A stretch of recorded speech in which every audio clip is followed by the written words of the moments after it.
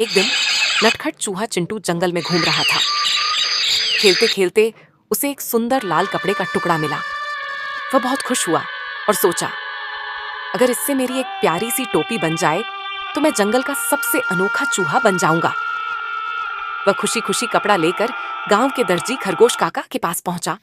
चिंटू ने दर्जी के पास जाकर कहा, दर्जी दर्जी मेरी टोपी बना दे।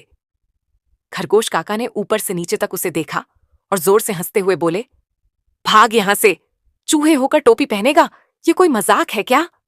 चिंटू को बहुत गुस्सा आया, लेकिन उसने शांति से सिर हिलाया और बोला, ठीक है, रुक, मैं रात में आऊंगा और तेरे सारे कपड़े कुतर जाऊंगा। रात होते ही चिंटू दबे पांव दर्जी की दुकान में घुस गया।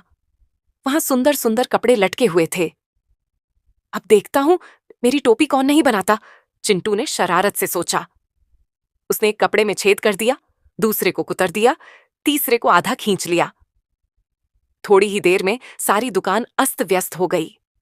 सुबह होते ही जब खरगोश काका अपनी दुकान पर आए तो उन्होंने देखा कि उनके सारे कपड़े फटे हुए थे। हे भगवान, ये किसने किया? चिंटू पास ही बैठा मुस्कुरा रहा था।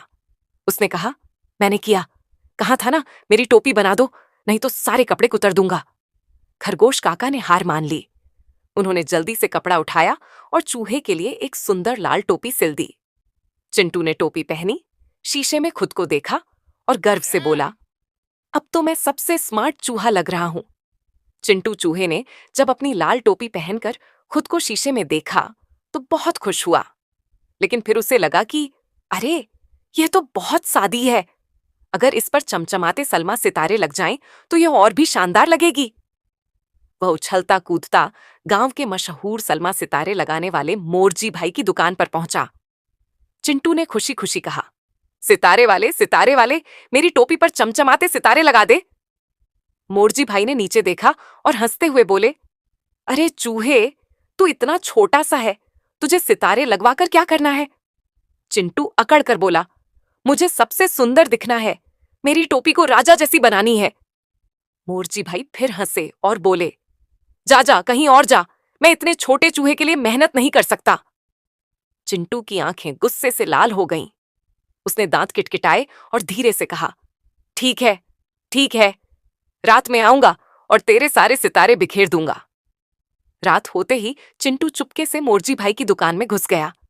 वहां तरह तरह के सलमा सितारे रखे थे, कुछ गोल्डन, कुछ सिल्वर, कुछ रंग बिरंगे। चिंटू ने इधर उधर देखा और शरारत से मुस्कुराया। अब देखता हूं कैसे नहीं लगाते सितारे। उसने सितारों की थैलियां उलट दी, मोतियों को पूरे फर्श पर बिखेर दिया और कुछ सितारे तो मुंह में भरकर इधर उधर फेंक दिए। पूरी दुकान में चमचमाते सितारे बिखर गए। सुबह जब मोरजी भाई दुकान पर आए तो देखा कि उनकी पूरी दुकान बिखरी पड़ी थी। अरे बाप रे, ये क्या हो गया? तभी उन्होंने देखा कि एक कोने में बैठा चिंटू मुस्कुरा रहा था। उसने इठलाते हुए कहा, मैंने कहा था ना, मेरी टोपी पर सितारे लगा दो, नहीं तो सारे सितारे बिखेर दूंगा। मोरजी भाई ने सिर पकड़ लिया और बोले, अरे तू तो बड़ा जिद्दी है। ठीक है, आओ बैठो, मैं तुम्हारी टोपी पर सितारे लगा देता हूं। अब तो राजा जैसी टोपी। मोरजी भाई ने अपनी नन्ही नन्ही सुई उठाई और बड़े प्यार से चिंटू की टोपी पर गोल्डन और सिल्वर सितारे टांग दिए। अब वह टोपी इतनी सुंदर लग रही थी कि खुद चिंटू भी हैरान रह गया। उसने टोपी पहनी, इधर उधर घूमकर देखा और खुशी से उछल पड़ा, अब तो मैं सच में राजा लग रहा हूं। अब चिंटू चूहे के पास एक शानदार लाल टोपी थी जिस पर चमचमाते सलमा सितारे जड़े थे। वह अपनी टोपी को इधर उधर घुमा घुमा कर देखता और बहुत खुश होता, लेकिन फिर अचानक उसे एक और नया ख्याल आया। अब जब मैं इतना सुंदर लग रहा हूं तो क्यों ना मैं राजा की बेटी से शादी कर लूं। चिंटू बड़े ही अकड़ के साथ राजा के महल के दरवाजे पर पहुंचा।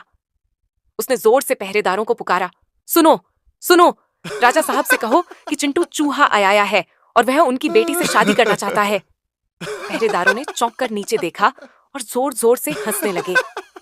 अरे, एक चूहा और वह भी राजकुमारी से शादी करेगा, ये तो बड़ा मजेदार है। लेकिन चिंटू ने भी हार मानने का नाम नहीं लिया।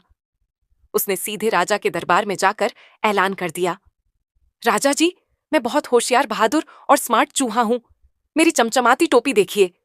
मैं आपकी बेटी से शादी करना चाहता हूँ। राजा ने जब यह सुना तो वे ठहाका मारकर हंस पड़े। अरे नटखट चूहे, राजकुमारी से शादी करने के लिए ताकत और बुद्धि दोनों चाहिए। क्या तुम साबित कर सकते हो कि तुम इसके लायक हो?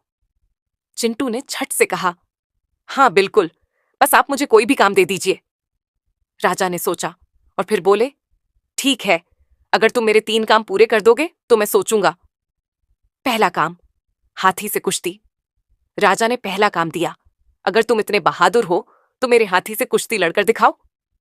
चिंटू थोड़ी देर सोच में पड़ गया, लेकिन फिर उसकी चालाकी काम आई।